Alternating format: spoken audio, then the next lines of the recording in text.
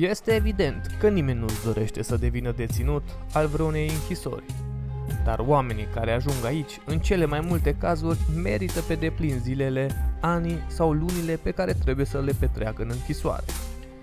Justiția nu se inventează întâmplător, dar din păcate nu este întotdeauna corectă. Așa că în videoclipul de astăzi am adunat pentru tine câteva încarcerări ridicole care nu au fost deloc necesare. Gary Harrington. Gary Harrington a fost condamnat pentru încălcarea unei legi obscure din 1925, deoarece avea pe proprietatea sa ceea ce administratorii de apă au descris drept 3 rezervoare ilegale. Poate nu știai, și sunt șanse să nu fi știut, că dacă ai îndrăzneala să colectezi apă de ploaie din scurgerea zăpezii pe proprietatea proprie pentru consumul tău, poți și vei merge la închisoare pentru asta. Astfel, Harrington a fost găsit vinovat și condamnat la 30 de zile de închisoare. Potrivit Departamentului de Resurse de Apă Oregon, Harrington a încălcat legile statului privind utilizarea apei prin devierea ilegală a apei care curge din râul Big Butte. Ca și alții de pe această listă, Paula Asher a făcut o prostie cu adevărat când a încercat să conducă beată. Aceasta din urmă a fost sancționată pentru condusul sub influența alcoolului, dar Paula a vorbit despre acțiunea ei și pe Facebook, unde a menționat într-o postare cât de proști sunt polițiștii că au amendat-o pentru că a condus sub influența alcoolului, dar ea a lovit și o mașină. Astfel, Paula a ajuns în spatele gratiilor. Danny Nightingale a fost soldat la Serviciul de Acțiuni Speciale. El a fost arestat când poliția a găsit un pistol Glock și 338 de cartușe de muniție în casa lui. Pistolul a fost primit în semn de recunoștință pentru că a antrenat soldații care ulterior au luptat în Irak. A intrat în atenția publicului în 2012 după ce a fost judecat pentru deținere ilegală de pistol și muniție. El susține că nu își amintește că i s-a dat pistolul și a spus că a suferit pierderi de memorie în urma unei boli grave. Jacob Jack.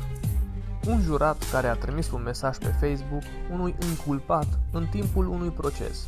Apoi s-a lăudat pe rețeaua de socializare că a fost dat afară din juriu. Este acum el însuși în închisoare pentru sfidarea instanței. Jacob Jack, în vârstă de 29 de ani, a fost condamnat la 3 zile de închisoare de către un judecător din Florida. Briseira Torres. În Arizona există o măsură care autorizează autoritățile să aresteze imediat orice persoană care se plimbă pe stradă fără acte, spunând că aceste persoane trebuie să fie imigranți ilegali. Briseira a căzut și ea victimă acestei măsuri când în timpul unui control de identitate femeia nu avea niciun document și de aceea polițiștii au arestat-o imediat. Shuquant Herb. Această femeie din Brooklyn a luat cele mai proaste 2 decizii din viața ei. Una dintre ele a fost să aleagă un bărbat ca tatăl al copilului ei, care mai târziu a fost condamnat la mulți ani de închisoare pentru violarea a 3 femei. Instanța i-a cerut femeii să-i permită fiului ei de 9 ani să-și viziteze tatăl în închisoare. Instanța a considerat ulterior că femeia nu făcea asta de dragul fiului ei, așa că a fost condamnată la 50 de zile de închisoare. Oameni de știință condamnați la închisoare. 6 italieni seismologi condamnați la 6 ani de închisoare pentru subestimarea riscurilor în cazul cutremurului din L'Aquila din Italia. Mai mulți oameni de știință italieni acuzați că au subestimat riscurile înaintea cutremurului din 2009.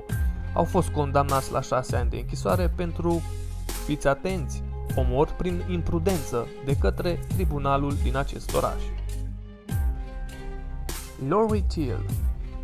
Lori a împrumutat un DVD Twilight de la biblioteca locală, dar a uitat să-l returneze.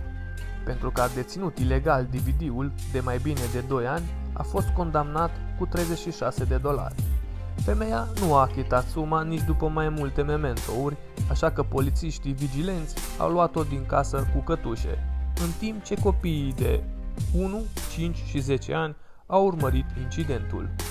Lori a plătit apoi suma, dar încă mai contestă acest proces ridicol. Kelly Williams. Kelly nu a simțit că școala pe care ar fi trebuit să o urmeze copiii ei este sigură, așa că i-a trimis la școala unde locuia tatăl ei. În Ohio, instanța spune că este o crimă gravă să minți cu privire la adresa ta, chiar dacă ai stat mult cu tatăl tău. Liam Stacey. Acest tânăr de 21 de ani a decis să facă o glumă cu Fabrice Muamba, care a suferit un infarct pe teren în timpul unui meci de fotbal.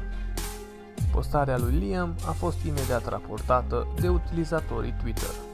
Sigur, Liam a spus că contul lui de utilizator a fost spart, dar mai târziu s-a dovedit a fi o minciună. Contul băiatului a fost imediat blocat pe Twitter. Facultatea i-a suspendat studiile și pe deasupra instanța l-a condamnat la 56 de zile de închisoare.